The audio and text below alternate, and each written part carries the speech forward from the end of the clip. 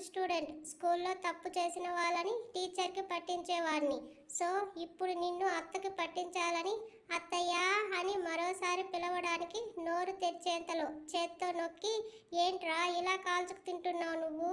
అంత ఖర్చు చేసేసరికి పొదుపుగా ఉండటం అలవాటైన ప్రాణం కదా. ఆవేశం వచ్చింది.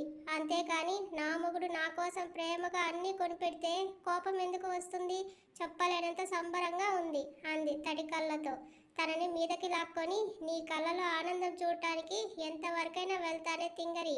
కానీ ఇప్పుడు నువ్వు చేసిన పనికి మాత్రం పనిష్మెంట్ తప్పదు. షర్టు పాడవడం చూసి ఇటిచ్చేయి, వాష్ చేసి తీసుకొస్తాను. ఆహా, షర్టు కాదు మ్యాటర్ అని బటన్స్ పీకేసి ఒంటికి అతుక్కున్న పండ్ల రసాన్ని చూపిస్తూ లీకిట్ అన్నాడు. కనుపాపలు ఓరగా పైకెత్తి చున్నీతో తొడవబోతుంటే దాన్ని లాగి పక్కన విసిరేసి ఆమె మెడపట్టి ఛాతి ముందుకు తెచ్చుకొని కానీ అన్నాడు. అసలే అతని జిమ్ బాడీ. మొన్నటి వరకు హెల్త్ పరంగా అటకెక్కిన వర్కౌట్స్ ఈ మధ్య బీభత్సంగా చేస్తూ 6 ప్యాక్ని 8 ప్యాక్ చేశాడు. ఇక ఆమె టెంప్ట్ అవ్వకుండా ఉంటుందా? అమ్మ వస్తే బిడియంగా అడిగిన ఆమె మాటకి డోర్ బోల్ట్ పెట్టి తనని బెడ్ మీద కూర్చోబెట్టి ఒక లెగ్ బెడ్ మీద వేసి ఆమెకి అతి దగ్గరగా నిల్చున్నాడు. అతని మేని మత్తుకి నడుము చుట్టూ చెయ్యి వేసి పెదాలతో పళ్ళ రసాన్ని లీక్ చేస్తూ లోపలికి ఉన్న అతడి బొట్టుని ముద్దాడుతూ, నీకోటి చెప్పనా అంది. ఆమె తలపై ఉన్న అతని చెయ్యి సున్నితంగా నిమురుతుంటే అడిగాడు. నా బెల్లి కంటే నీ బెల్లి చాలా అందంగా ఉంటుంది అని నవ్వింది. నవ్వాడు చిన్నగా. ఓహో బాబుగారు, మీరు నవ్వుతున్నారా? వాట్ ఏ వండర్ అంటూ సొట్టపడ్డ బుగ్గలను కిస్ చేసి, ఇక వెళ్దాం. ఇలా పెళ్లికి ముందే ఒకే గదిలో ఉంటే బాగోదని అంటుంటే కేరళలో 3 months ఉన్నావు, మర్చిపోయావా అన్నాడు ఆమె ఇచ్చిన మరో షర్ట్ వేసుకుంటూ. అక్కడ నువ్వు నేను మాత్రమే ఉన్నాం, ఇక్కడ అందరూ ఉన్నారుగా అంటున్న ఆమె పెదాలు కలిపేసి తీయని రుచి ఆమె ఆదరాల నుంచి సేవించి తరించి వదిలి 10 days ఫుల్ బిజీ, కాల్ చేయడానికి కూడా అలగకు ఓకేనా అన్నాడు. ఎందుకని దిగాలుగా అడిగింది. మన ఎంగేజ్మెంట్కి విఐపీస్ని ఇన్వైట్ చేయాలి. దట్టు అరేంజ్మెంట్స్ అన్నీ నాన్న ఒక్కరే చూసుకోలేరు. ఉదయ్ అన్నయ్య కూడా ఉన్నారుగా. అందుకే నేను ఆఫీస్ పనుల్లో బిజీ. పెళ్ళికి కూడా ఎక్కువ టైం లేదుగా, సో అన్నీ చూసుకోవాలి.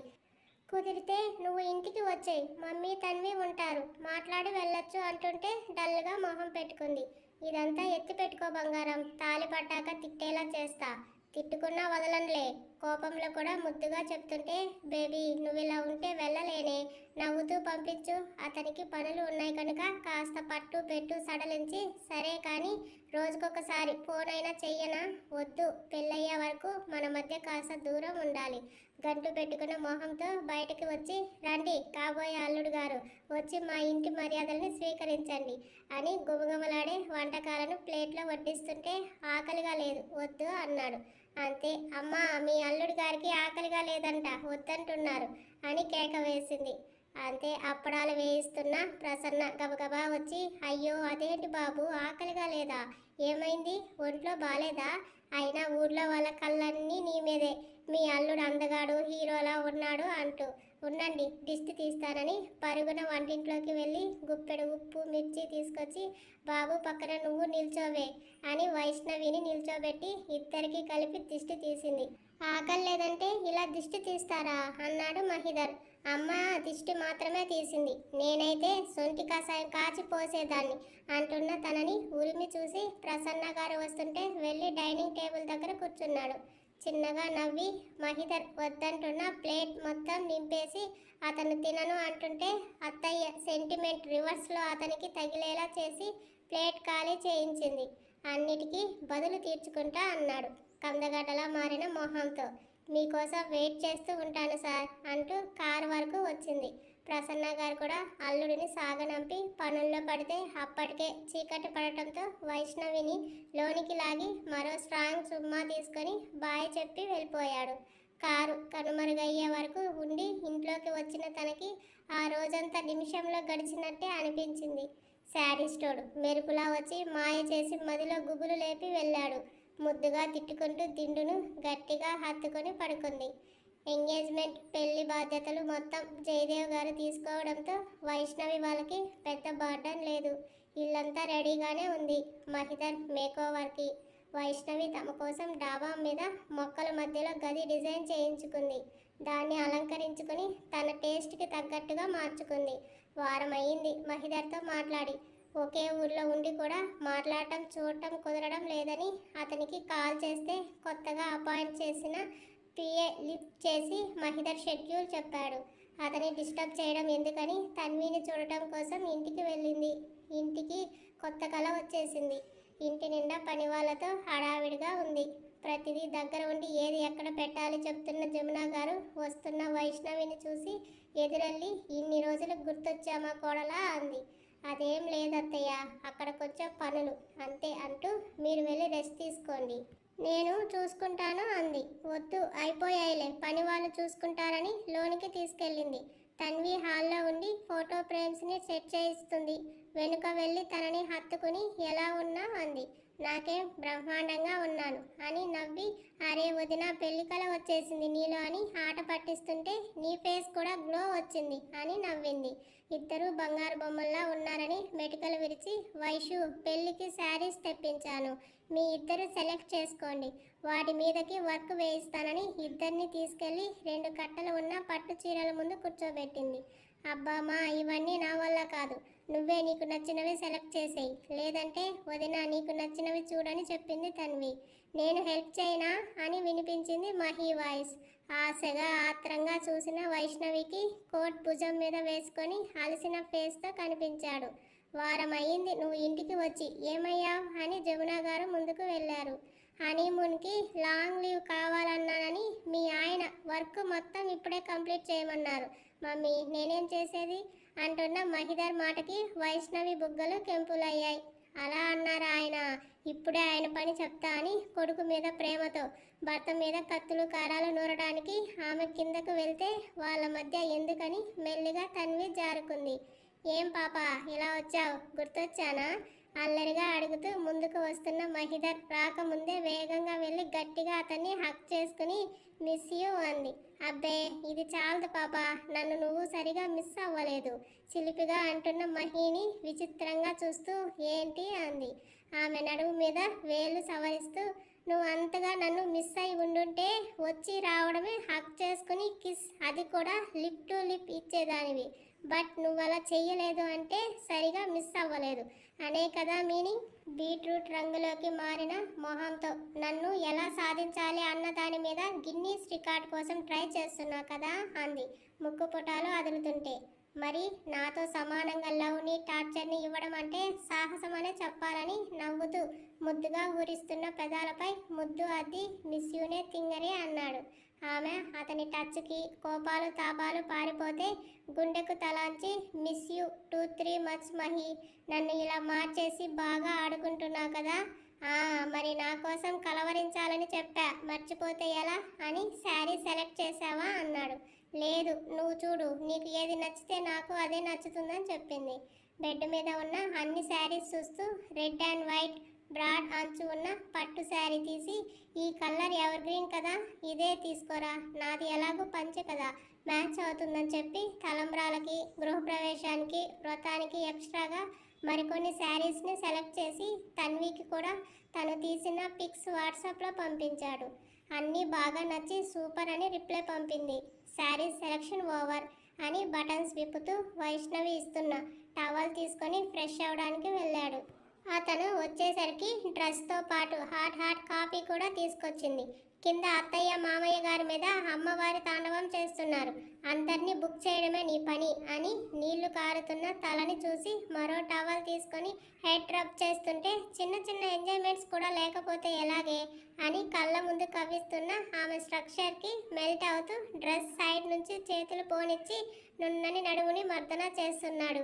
చుప్, సరిగా ఉండని కసిరి తల తుడిసి కాఫీ తాగు, ఫీల్ బెటర్ అని చెప్పి డ్రెస్ వేసుకో, అత్తయ్య గారికి శారీస్ చూపిస్తాను, లేదంటే మామయ్య గారిని ఇప్పుడప్పుడే వదిలేరా లేరని వెళ్తున్న తనని ఆపి, ఈ పెళ్ళి ఇష్టమే కదా అన్నాడు.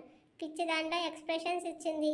చెప్పవే అని మీదికి లాక్కొని, ఇప్పుడు నా మీద ఇష్టంతోనో ప్రేమతోనో కాదు, నీ మనసులో నాతో పెళ్ళయ్యాక హ్యాపీగా ఉంటాను అనిపించాలి, స్టేటస్ గురించి బాధపడటం కానీ ఉండకూడదు, అండ్ లాస్ట్గా నా టెంపర్ని బేర్ చేయాలి, చేస్తావా అని అన్నాడు సూటిగా కళ్ళలోకి చూస్తూ. పెళ్ళి అనేది గ్యారంటీ వారంటీ కాగితాలు చూసి చేసుకునేది కాదు. సో నా మొగుడు బిలియనియర్ అయినా బీదవాడైనా నా స్టేటస్ కూడా అదే అవుతుంది. అందుకు నేను మనస్ఫూర్తిగా ఒప్పుకుంటున్నాను. తోడుగా ఉంటాను. ఇంకా నీకోసం టెంపర్ నా మీద చూపించే అథారిటీ, కేర్, లవ్, రొమాన్స్ ఏదైనా నాకు చాలా ఇష్టం. నువ్వు అలా ఉంటేనే నేను నిన్ను లవ్ చేస్తాను. ఇక నా పిచ్చిని భరించడానికి సిద్ధం అవ్వండి మిస్టర్ మహిదర్ గారు. అండ్ వన్ మోర్ అంటూ పెళ్ళయ్యాక అందరి అబ్బాయిలా పెళ్లి గురించి పెళ్ళాం గురించి దిక్కుమాలిన పంచులు వేస్తే నాకు కాలుతుంది. మన ఇద్దరి ఇష్ట ప్రకారం పెళ్లి చేసుకున్నాక ఏదైనా ఇద్దరు ఒకటిగా భరించాలి. ఇందుకు నీకు ఓకేనా అంది ఐబ్రో పైకంటూ. నచ్చావే పిల్ల, ఇప్పటి నుంచి నన్ను కంట్రోల్ చేయడానికి చూస్తున్నావా? చిరుత పులిని కంట్రోల్ చేయడం సాధ్యమా? నోవే. నన్ను నీ ఆధీనంలోకి ఎప్పుడో తెచ్చేశావు. ఇన్ని చెప్తున్నా కానీ నాకు నచ్చనివి నువ్వు చెయ్యనే చెయ్యవు. నీకు నచ్చనివి నేను చెయ్యాలి అనుకోను. సో అంటూ మునివేళ్లపై నిల్చుని మహిదర్ మెడ చుట్టూ చేతులు వేసి లైట్గా పెక్కిస్తుంటే దాన్ని పూర్తి ప్యాషనేట్ కిస్గా మార్చేసి, నీతో కలిసి నడవడానికి నేను సిద్ధంగా ఉన్నానే. అలాగే నా బరువు బాధ్యతలను మోయడానికి నువ్వు కూడా ప్రిపేర్ అవ్వు. తాలి పడ్డాక సాంప్రదాయాలు అన్నీ అయ్యి నువ్వు నాకు చిక్కాక నీ పరిస్థితి వేటగాడి వలలో పడ్డ జింక పిల్ల అవుతుంది. ఇప్పుడు కూడా భయపెట్టడమే. మూతి బిగించింది. ఇంతలో జమున గారు పిలుస్తుంటే ఇద్దరు విడివడి వెళ్ళారు కిందకి. కిందకు వెళ్ళేసరికి ఎడమోహం పెడమోహంగా ఉన్న అమ్మా నాన్నని చూసి, మమ్మీ వాట్ హ్యాపెండ్, ఎందుకలా ఆపోజిట్ పోల్స్లా అంత దూరంగా ఉన్నారని అడిగాడు మహిదర్. చేసిందంతా చేసి ఏమీ తెలియని అమాయకుల్లో ఎలా అడుగుతున్నాడమ్మా అనుకుంది వైష్ణవి. Mom, dad. ఏంట్రా డాడ్, నీకు వర్క్ ఇచ్చేస్తున్నానని మీ అమ్మకి నా మీద చాడీలు చెప్తావా? హనీమూన్ కోసం అంతా క్లియర్ చేయాలని తమరే కదా ఓవర్ వర్క్ చేస్తున్నారు. ఆ విషయం చెప్పలేదా అన్నారు జయదేవ్ గారు కొడుకు మీదికి వస్తూ. అప్పుడు తట్టింది వైష్ణవి ట్రాన్స్లో నుంచి బయటకు వచ్చిన మహీకి తండ్రి మీద తల్లికి కంప్లైంట్ ఇచ్చిన విషయం. చిన్న నవ్వుతో, అందుకేనా మీ గొడవ అంటుంటే, నేను కంపెనీకి చైర్మన్ని, నా మాట నువ్వు పాటించాలా లేదా అది చెప్పు ముందు అన్నారు ఆయన గంభీర్యంగా. చైర్మన్ గారు, మీ మాట తర్వాతే నా మాట, కాదని ఇప్పుడు ఎవరన్నారు అన్నాడు తన్వి పక్కన కూర్చుంటూ. కదా, మరి సీఈఓ గారు వారి పెళ్లి కోసం అని 2 నెలలు లీవ్ కావాలని అడిగినప్పుడు ఏ పనులు పెండింగ్ లేకుండా చూసుకోమని చెప్పడం తప్ప? అరే, నా ఒక్కగానొక్క కొడుకు పెళ్లికి నేను పనుల్లో మునిగి తేలుతున్నాను. కంపెనీ బాధ్యత నా తర్వాత ఉన్న నీకు ఇచ్చాను. అన్నీ కంప్లీట్ చేసుకుని పెళ్లి చేసుకున్నాక లీవ్ కావాలని నువ్వే అన్నావుగా. మరి మీ మమ్మీ అది అర్థం చేసుకోదే అన్నారు. ఇదిగో, నా కొడుకుని ఏమన్నా అంటే నేను అస్సలు ఊరుకోను చెప్తున్నా. అరే, కొన్ని రోజుల్లో పెళ్లి పెట్టుకొని పిల్లాడిని అలా రెస్ట్ లేకుండా చేసేస్తే పెళ్లి నాటికి వాడి మొహం వాడిపోదు అని గయ్యమన్నారు జమున గారు. మీ అబ్బాయి గారిది అంత వీక్ బాడీ కాదులే అత్తయ్య గారు, రోబో.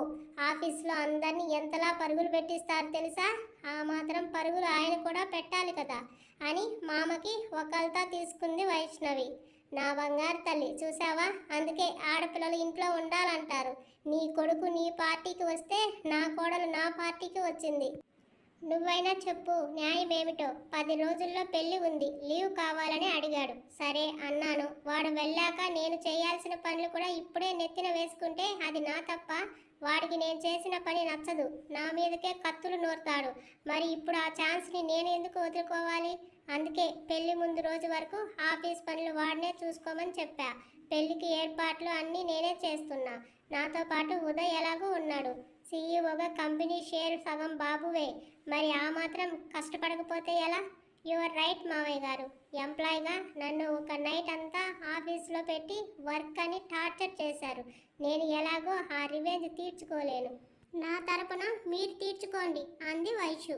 నీకు ఉందే అన్నట్టు చూస్తున్న మహీని చూసి, చూసారా మావయ్య గారు, మీ ముందు చూపులతోనే ఎలా బెదిరిస్తున్నాడో. ఇప్పుడు చెప్పండి అత్తయ్య గారు, ఏమంటారు మీ కొడుకుని అంది. నా కొడుకు అని చెప్పుకోవడం కాదు కానీ మహిదర్ బిజినెస్లోకి ఎంటర్ అయ్యాకే మిలియనియర్స్గా ఉన్న మనం బిలియనియర్స్గా అయ్యాం. మహిదర్ కంపెనీస్ టాప్లో ఉన్నాయి, అది గుర్తు పెట్టుకోమని చెప్పు మీ మామయ్యకి అంది. తన్వి మాత్రం బొగ్గ కింద చేతులు పెట్టుకొని జరిగే ఆర్గ్యుమెంట్ని ఎంజాయ్ చేస్తుంటే వచ్చాడు ఉదయ్. ఏంటి వాదనలు అంటూ.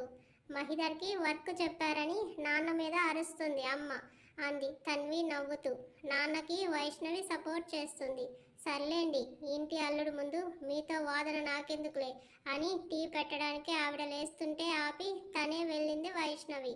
అందరికీ టీ పెట్టుకొచ్చింది. మహిధర్ కంపెనీస్ గురించి, ఉదయ్ పెళ్లి పనుల గురించి మాట్లాడుతూ టీ తాగాక నేను ఇంటికి వెళ్తాను అత్తయ్య, అమ్మ ఫోన్ చేసింది రమ్మనే అంది. మహిధర్ తనని వదిలిపెట్టడానికి కార్ కీస్ తీసుకున్నాడు. బాయ్ చెప్పి అతని వెనకే కదిలింది. ఇంటికి కాస్త దూరంలో ఎప్పుడు వెయిట్ చేసే ప్లేస్లో కార్ ఆపిన మహి వైష్ణవిని ఒడిలోకి లాక్కొని, ఏంటి మొగుడికి సపోర్ట్ చేయడం లేదు నువ్వు అని ఫోర్స్గా లాగడంతో ముందుకు పడిన ముంగురులను సవరిస్తూ చాలా స్మూత్ వాయిస్తో అడిగాడు. నిన్నటి వరకు మామయ్య గారిని కూడా హడలు కొట్టారుగా, ఇక ఇప్పుడు మీ హడలింపులు బెదిరింపులు తగ్గించండి. బై బర్త్ వచ్చినవి తగ్గవు పాప, నీ ట్రైనింగ్లో ఏమైనా తగ్గుతుందేమో. ఇలాగే ఉంటారులే, టైం అయింది వెళ్తాను అంటుంటే, ఏంటి అంత హడావిడి, ఇంట్లో పనులన్నీ అయ్యాయిగా ఇంకా ఏమున్నాయి అంటుంటే, ఏమో అమ్మ కాల్ చేసిందిగా వెళ్తాను ప్లీజ్ వదులు అంటుంటే, నైట్ ఊరెళ్తున్నాను, లాస్ట్ మీటింగ్ ఉంది పెళ్ళికి ముందు, అటెండ్ అయ్యి వచ్చేస్తే మన ఎంగేజ్మెంట్, వెంటనే పెళ్ళి, తర్వాత హనీమూన్. అబ్బో టైట్ షెడ్యూల్ ఇక అంటూ మెడ వెనుక చేతులు పోనిచ్చి ముందుకు వచ్చిన లిప్స్ లాక్ చేశాడు. అతను వదిలాక టేక్ కేర్ అంది. రేపు మెహందీ ఆర్టిస్టులు వస్తారు, తన్వి మమ్మీ కూడా వస్తారు, నువ్వు రావా? జర్నీలో ఉంటాను. మరి నా మెహందీ చూడవా? పెళ్ళికి నేనే దగ్గర ఉండి డిజైన్ సెలెక్ట్ చేస్తాను, సరేనా అన్నాడు బొంగమూతి పెట్టిన ఆమె బుగ్గల్లాగి. సేఫ్ జర్నీ, జాగ్రత్త అంది. అని తనని ఇంటి దగ్గర వదిలి వెళ్ళాడు. అదేంటే అబ్బాయి ఇంట్లోకి రాలేదు, ప్రసన్న గారు అడుగుతుంటే ఊరు వెళ్తున్నారు మా, ఆ హడావిడిలో ఉన్నారు, ఎల్లుండి నిశ్చితార్థం పెట్టుకొని ఇప్పుడు ప్రయాణం ఏంటే, రేపు సాయంత్రానికి వచ్చేస్తారు మా, నువ్వు కంగారు పడకని. ఏంటి అంత అర్జెంటుగా రమ్మని చెప్పావు? పెళ్లిలో అబ్బాయికి పెట్టడానికి చైన్ ఉంగరం బ్రాస్లెట్ చేయించాం కదా, వచ్చాయి, నీకు చూపించాలని అంది. అవునా అని సంబరంగా వెళ్ళిన వైష్ణవి తను వాళ్ళ నాన్నగారు సేవ్ చేసిన మనీతో మహిధర్ కోసం తీసుకున్న వస్తువులు తడుముతూ, చాలా బాగున్నాయి కదమ్మా అంది మెరుస్తున్న కళ్ళతో. నువ్వు దాచుకున్న డబ్బులతో అబ్బాయికి మాకు అన్నీ కొనేశావు, రేపు నీకు ఏదైనా అవసరమైతే ఏం చేస్తావే? పెళ్ళయ్యాక నా అవసరాలన్నీ ఆయనే చూసుకుంటారు, ఒకవేళ చూడలేదంటే అలిగి గొడవపడి పుట్టింటికి వచ్చేస్తా, కోసం వెతుక్కుంటూ ఆయన కూడా రావాలి అని నవ్వుతుంటే తలపై మొట్టి, పెద్ద ఘనకార్యమేలే అన్నారామె చిరుకోపంగా. ఒకవేళ రాకుంటే వినిపించిన మహిధర్ వాయిస్కి వెనక్కి తిరిగిన వైష్ణవికి డోర్కి ఆనుకొని కనబడ్డాడు. చేతిలో నగలు వెనక్కి పెట్టి దాచేసి, మహి నువ్వు వెళ్ళలేదా? తడబడుతున్నాయి ఆమె మాటలు. ఒకవేళ రాకుంటే అని ముందుకు వస్తున్న మహిని చూసి చిన్నగా నవ్వుకొని, ప్రసన్న గారు బయటకు వెళ్ళిపోతే తలుపు దగ్గరికి వేసి, చెప్పవే, నువ్వు అలికి పుట్టింటికి వచ్చేస్తే నేను తీసుకెళ్ళడానికి రాకపోతే ఏం చేస్తావు అన్నాడు. నా తప్పు ఉంటే కోపం తగ్గాక నేనే వస్తాను, లేదంటే నువ్వు వచ్చి బతిమాలి బుజ్జగించి తీసుకెళ్లే వరకు రాను అంది. అబ్బో చాలా ఆశలు ఉన్నాయే నీకు. ఫ్యాంటసీ అంటారు బాబు దాన్ని. యాక్చువల్గా అమ్మాయిలకి ఒక వయసు వచ్చాక మనసు పడిన అబ్బాయి తనతో ఎలా ఉంటే బాగుంటుందని ఊహించుకుంటూ కలలు కంటుంది.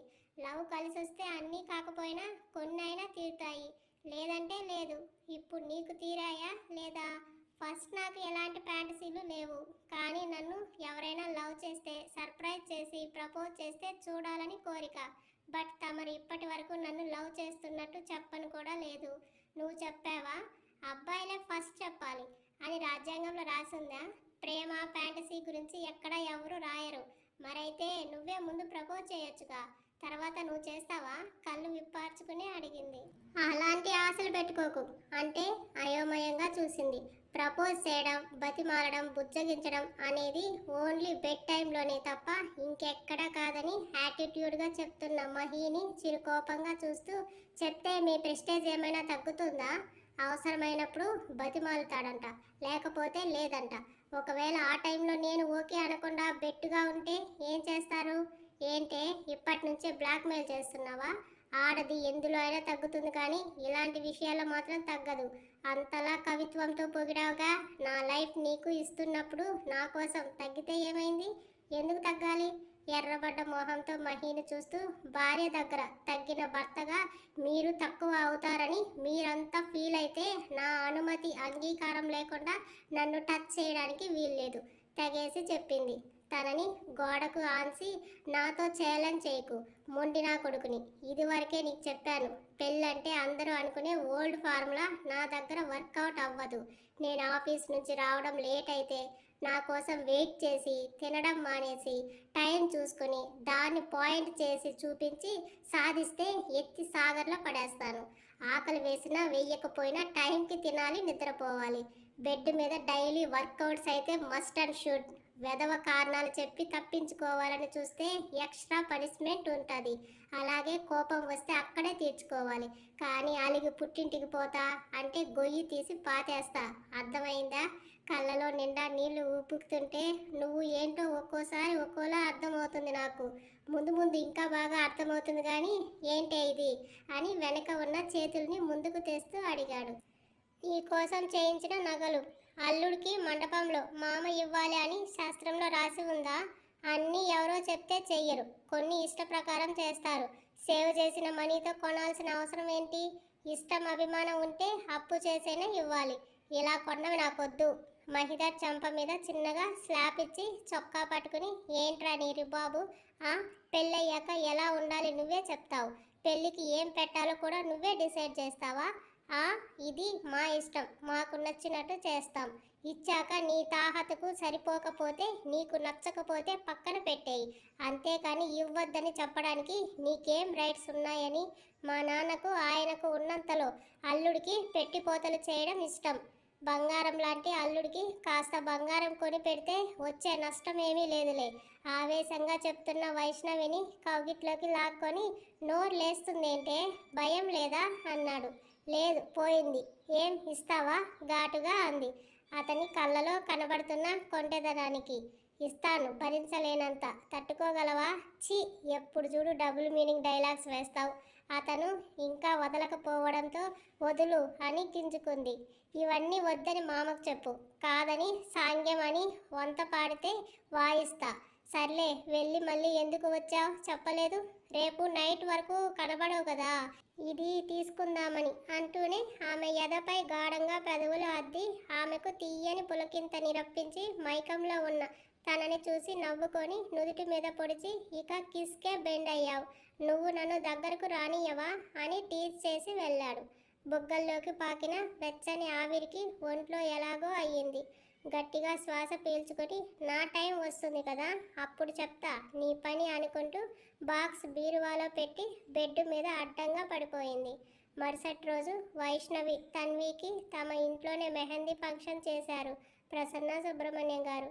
దగ్గర బంధువుల సమక్షంలో ఆడవాళ్ళ నవ్వులతో సరదాగా మెహందీ ఫంక్షన్ జరిగితే నెక్స్ట్ డే ఎంగేజ్మెంట్కి రెడీ అయ్యి కన్వెన్షన్ సెంటర్కి వెళ్ళాలి. అయితే తన్వి మహి ఇంటికి వెళ్ళలేదు. ఆడపిల్లలిద్దరూ మాట్లాడుకొని వైష్ణవి మహిని తన్వి ఉదయ్ని ఏడిపించడానికి మెహందీ నుంచే వాళ్ళకి కనబడకూడదని దాగుడు మూతలు ఆడుతున్నారు. ఫోన్లో కూడా చూడకుండా కనీసం గోరింటాకు కూడా చూపించలేదు. పెద్దవాళ్ళు అబ్బాయిలిద్దరూ ఒకరికి మార్చి ఒకరికి ఫోన్ల మీద ఫోన్లు చేస్తుంటే మాట్లాడమని అడుగుతున్న సస్యమీరా అన్నారు. ఇదంతా వైష్ణవి పని అని మహి ఆమె మీద పళ్ళు నూరుతున్నాడు. తన్వి కోసం కష్టంగా అయినా ఇష్టంగా ఉన్నాడు ఉదయ్. వైష్ణవి, నా ఉదయ్ మీద నాకు నమ్మకం ఉంది, ఏమీ అనడని. నీ శాడిస్ట్ సార్ మీద మాత్రం నాకు నమ్మకం లేదు. నిప్పుతో గేమ్స్ ఆడుతున్నావు, ఆలోచించుకో అంది ఆ రాత్రి తన పక్కనే పడుకున్న తన్వి. నిప్పు అయినా నీరుకి చల్లబడుతుందిలేండి కాబోయే వదిన గారు. ఆడది అంటే అబల కాదు సబల. ఆ భర్త యాటిట్యూడ్కి అణిగి మణిగి ఉండే ఆకుకూర కట్ట కాదని నిరూపిస్తా చూడని శపథం చేసింది.